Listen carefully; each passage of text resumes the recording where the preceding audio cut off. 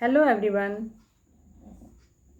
आइए आज हम लोग शिशु बाल देख रेख के अंतर्गत समेकित बाल विकास योजना के बारे में जानते हैं। समेकित बाल विकास योजना 2 अक्टूबर 1975 में 33 ब्लॉक्स में प्रायोजित आधार पर प्रारंभ की गई थी। यह योजना भारत सरकार के सौजन्य से मानव संसाधन विकास मंत्रालय तथा महिला एवं बाल विकास विभाग द्वारा चलाई गई थी। ठीक है, कब यह प्रारंभ हुआ था? 2 अक्टूबर 1975 को इसकी शुरुआत हुई थी और 33 ब्लॉक को आधार बनाकर इसे आरंभ किया गया था। वर्तमान समय में देश में लगभग 2761 स्वीकृत ICDS परियोजनाएं हैं, जिनमें लाखों माताएं एवं बच्चे लाभ उठा रहे हैं। ICDS क्या हो गया? इंटीग्रेटेड चाइल्ड डेवलपमेंट स्कीम, यानी कि समेकित बाल विकास योजना। तो हम लोग देखते हैं कि समेकित बाल विकास योजना के क्या क्या उद्देश्य थे। तो समेकित बाल विकास योजना के प्रमुख उद्देश्य निम्नलिखित हैं। क्या क्या हैं? तो सबसे पहला था 0 से 6 वर्ष तक की आयु के बच्चों के स्वास्थ्य तथा आहार की स्थिति में सुधार लाना। इस योजना का जो सबसे पहला कार्य था, सबसे पहला उद्देश्य था, वो था कि 0 से 6 वर्ष तक की बच्चों के लिए उसके स्वास्थ्य तथा उसके आहार की स्थिति में सुधार लाना था। दूसरा है बच्चों के मनोवैज्ञानिक, सामाजिक तथा शारीरिक विकास की नींव रखना। क्या है? बच्चों के मनोवैज्ञानिक, सामाजिक तथा शारीरिक विकास की नींव रखना। एक एक पॉइंट इसका जो था वो बहुत ही महत्वपूर्ण था। तीसरा है कुपोषण, मृत्यु, अस्वस्थता तथा विद्यालय छोड़ने की दर में कमी लाना। ये कार्यक्रम इसलिए भी चलाया गया था ताकि विद्यालय से बच्चे जुड़े भी रहें और उन्हें सभी तरह का लाभ उन्हें मिलता रहे। कोई भी बच्चे आहार की कमी के कारण कुपोषित न हो या जो भी उससे चिकित्सीय सुविधा है उससे वो वंचित न रह सकें। इसलिए इनके उद्देश्य के अंतर्गत बहुत सारी बातें रखी गई थी। फिर चौथा था सरकार के विभिन्न विभागों द्वारा चलाए जा रहे कार्यक्रम को प्रभावी एकीकरण, जिससे बाल विकास को और भी अधिक बढ़ावा मिले। इसमें और भी कार्यक्रम को जोड़ा जाने लगा था।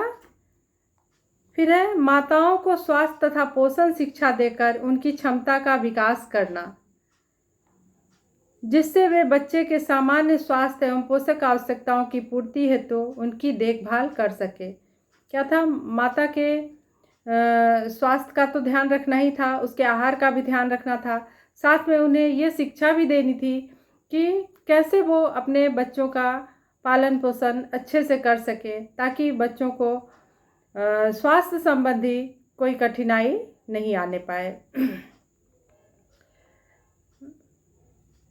और वो अपने बच्चों का किस तरह से देखभाल कर सके।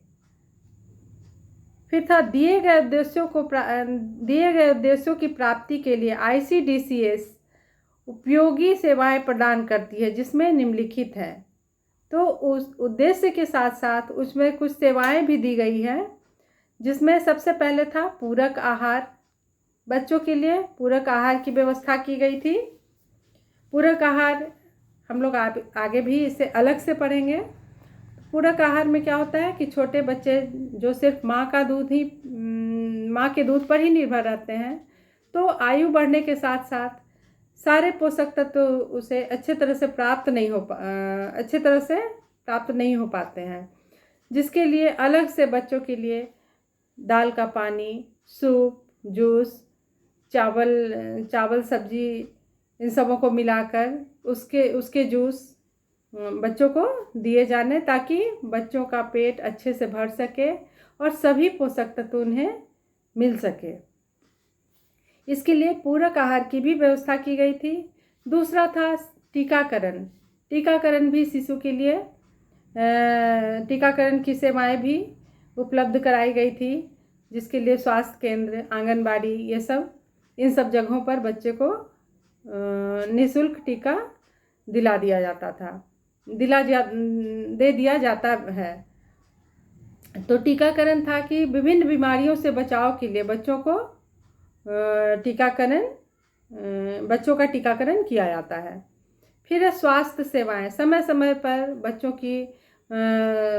के स्वास्थ्य की जांच करना, ये सब भी आता है इसके अंतर्गत। फिर है स्वास्थ्य व आहार शिक्षा। स्वास्थ्य और आहार शिक्षा जो है वो भी दी जाती थी माताओं को, जिससे आहार से संबंधित पूर्ण जानकारी मिल सके और उनके माध्यम से वो माँ और बच्चे दोनों स्वस्थ रहें, किसी भी पोषक तत्वों की कमी से वो कुपोषित नहीं हो पाए। इसके लिए उन्हें आहार के साथ साथ ज्ञान भी दिया जाता है। फिर है औपचारिक शिक्षा। उसके बाद है रोग क्षमतात्मकता या रोग प्रतिकारक। रोगों से लड़ने के लिए विभिन्न प्रकार के उपाय, टीकाकरण तो था ही, साथ में विभिन्न प्रकार के उपाय भी बताए जाते हैं। ये सेवाएं एक एकीकृत तरीके से आंगनबाड़ी अथवा बाल देखरेख केंद्रों पर पहुंचाई जाती है। ये सरकार के माध्यम से सभी आंगनबाड़ी केंद्रों में बच्चों के लिए, गर्भवती माता के लिए, स्तनपान कराने वाली माता के लिए ये सारी सुविधाएं उपलब्ध है, और 0 से 6 वर्ष के बच्चों के लिए भी ये सारी सुविधाएं दी गई है। प्रत्येक केंद्र एक आंगनबाड़ी कार्यकर्ता तथा एक सहायक द्वारा चलाया जाता है। जो भी आंगनबाड़ी केंद्र है वो एक आंगनबाड़ी कार्यकर्ता और एक सहायक के माध्यम से चलाया जाता है, जो 3 माह का संस्थानिक प्रशिक्षण तथा 4 माह का समुदाय आधारित प्रशिक्षण लेता है। इन संस्थाओं को चलाने के लिए, इन केंद्रों को चलाने के लिए क्या होता है कि प्रशिक्षण भी दिया जाता है, प्रशिक्षण की भी व्यवस्था की जाती है। इसके बाद हम लोग देखते हैं ICDS का लक्ष्य समूह। ICDS का लक्ष्य समूह क्या है, देखें तो इसमें सबसे पहला है 0 से 6 वर्ष की आयु वर्ग के बच्चे, इनको इसमें शामिल किया गया है। दूसरा है गर्भवती स्त्रियां, तीसरा है स्तनपान कराने वाली माताएं, और फिर है 15 से 45 आयु वर्ग की महिलाएं। इन सबों के लिए ये लक्ष्य समूह बनाया गया है। आंगनबाड़ी किसी ग्रामीण क्षेत्र या गंदी बस्ती में शिशु देखरेख के लिए एक केंद्र होता है। प्रत्येक आंगनबाड़ी में एक आंगनबाड़ी कार्यकर्ता तथा एक सहायक होता है, जो कि प्रशिक्षित होना चाहिए। एक गांव या एक कस्बे में 1000 की जनसंख्या पर एक आंगनबाड़ी केंद्र तथा पहाड़ी क्षेत्रों में 700 की जनसंख्या पर एक केंद्र होता है। क्या है, एक गांव में 1000 की जनसंख्या पर एक आंगनबाड़ी केंद्र, और इसमें पहाड़ी क्षेत्रों में कितना दिया गया है, 700 की जनसंख्या में एक आंगनबाड़ी केंद्र बनाया गया है। फिर हम लोग देखते हैं बालवाड़ी अथवा दिवस देखरेख केंद्र में बच्चे एक दूसरे को वस्तुएं देना व संपर्क स्थापित करना सीखते हैं। जब बच्चे एक जगह रहते हैं, एक समूह में रहते हैं, तो आपसी लेन देन काफ़ी अच्छे से कर सकते हैं और साथ में बच्चे काफ़ी कुछ सीख भी जाते हैं।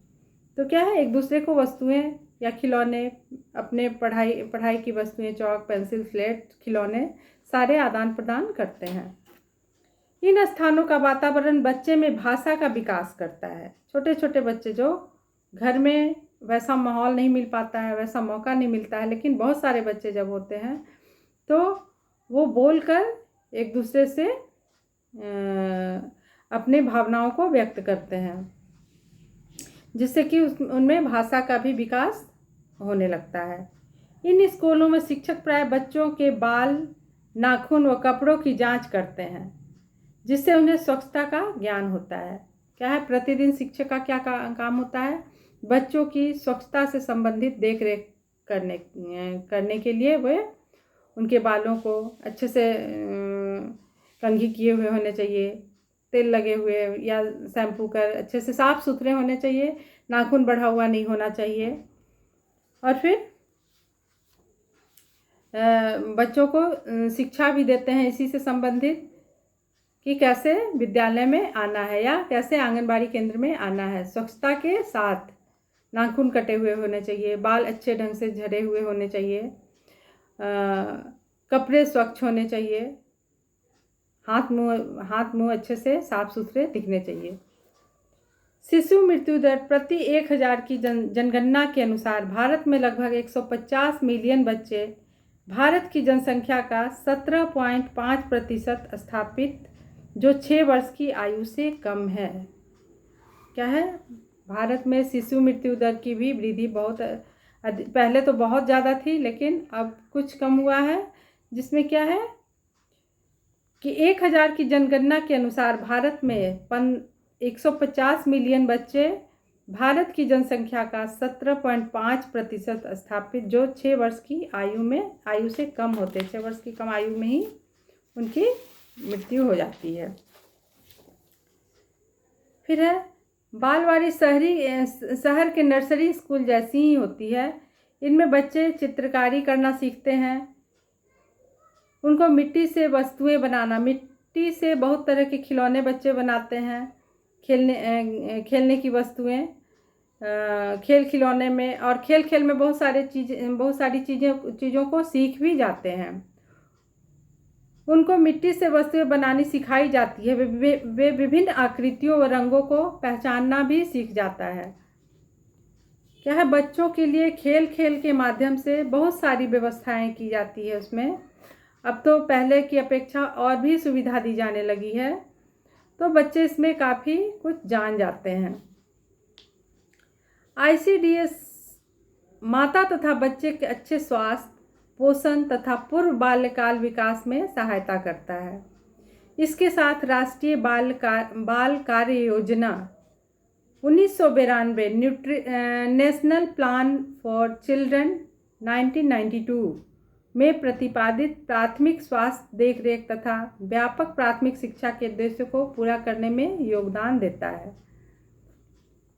क्या है, राष्ट्रीय बाल कार्य योजना, जो कि 1992 से इससे जुड़ा हुआ है। इसको हम लोग नेशनल प्लान फॉर चिल्ड्रन 1992 में ये प्रतिपादित हुआ और प्राथमिक स्वास्थ्य देखरेख केंद्र तथा व्यापक प्राथमिक शिक्षा के उद्देश्य को पूरा करने में ये अपना योगदान देता है। ग्रामीण क्षेत्रों में ICDS सेवाएं आंगनबाड़ी द्वारा पहुंचाई जाती है। स्वास्थ्य व पोषण की औपचारिक व अनौपचारिक सेवाएं उपलब्ध कराने की पूर्ण चेष्टा भी की जा रही है। रेडियो, टीवी व फिल्मों द्वारा आम जनता तक संदेश शहरी व ग्रामीण क्षेत्रों में भी पहुंचाया जा रहा है। अब तो लोगों को जागरूक करने के लिए अब बहुत सारी सुविधाएं हो गई है। पहले इतनी ज़्यादा नहीं थी। प्रोजेक्टर के माध्यम से प्रचार प्रसार के लिए टीवी के माध्यम से हो गया, कठपुतली और बहुत सारे चीज़ हैं जिनके माध्यम से कुछ सीखने को लोगों को जागरूक करने, नाटक के माध्यम से, नुक्कड़ नाटक के माध्यम से लोगों को जागरूक बनाने का कोशिश किया जाता है। सरकारी अस्पतालों व नगर निगम के चिकित्सा केंद्रों में स्वास्थ्य चिकित्सा उपलब्ध कराई गई है। माताओं तथा नवजात शिशुओं के लिए जन्म पूर्व व जन्मेत्तर चिकित्सा सुविधाएं दी जाती है। क्या है, सरकारी अस्पताल में और नगर निगम के चिकित्सा केंद्र में भी स्वास्थ्य संबंधित सभी सुविधाएं इन लोगों को दी गई है। सारी सुविधाएं निःशुल्क है।